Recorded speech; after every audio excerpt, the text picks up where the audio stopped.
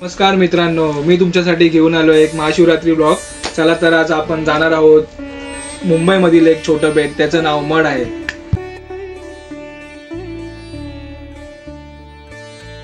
Guys, आम्ही Versova जेट्टीला just पोहोचलोय। तर तुम्ही समोर बघू शकता फेरीबोट आहे। जर वर्सोवा जेट्टीला यायचं असेल तुम्हाला तर अंधेरी स्टेशन पासून तुम्हाला जस्ट अर्धा तास नाही तर पाऊण तास तुम्हाला लागेल।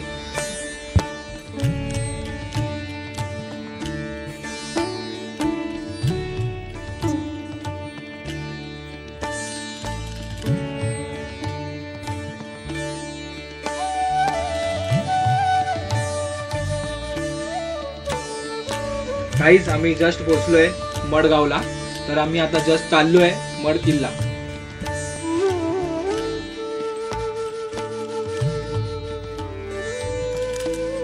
गाईज, तुम्ही बघू शकता किल्ल्याच्या आजूबाजूला अनेक मासेमारी करणारे कुटुंब राहतात। आणि जर तुम्हाला किल्ल्यावर जायचं असेल तर भारतीय हवाई दलाच्या परवानगीशिवाय तुम्ही आत जाऊ नाही शकत।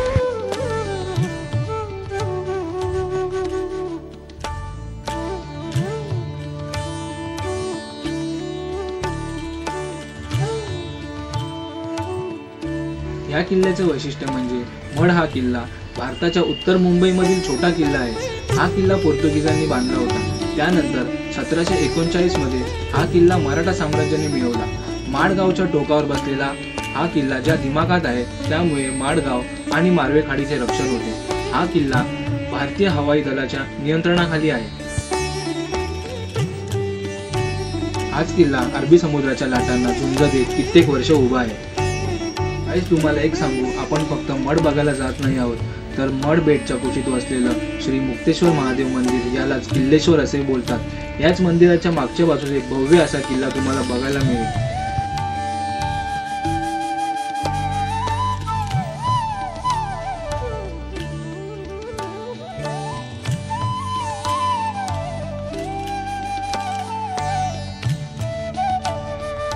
मध्ये गेल्यावर एवढी शांतता असते, जणू कुठल्या तरी गुफेत असल्याचा भास होतो। आतमध्ये बघताच खूप मोठे शिवलिंग दिसते।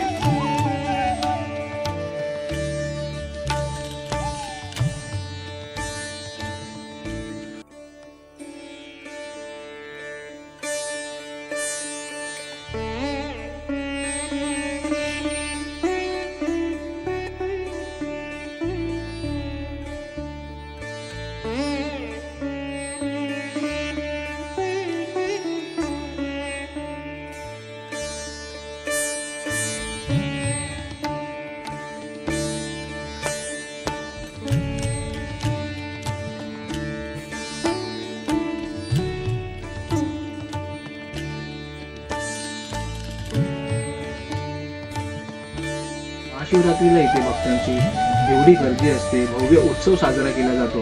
तुमच्याकडे जर वेळ असेल तर या किल्लेश्वर मंदिराला नक्की भेट द्या।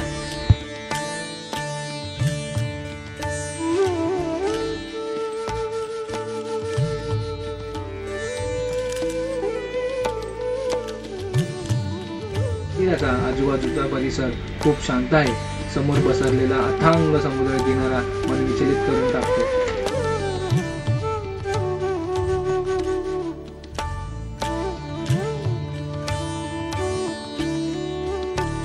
फेरीबोटमध्ये बसून दिसणारे मडगाव घालवलेले क्षण आठवण करून देत होते। नंतर वर्सोवाला उतरून आम्ही आमच्या घराची वाट धरली।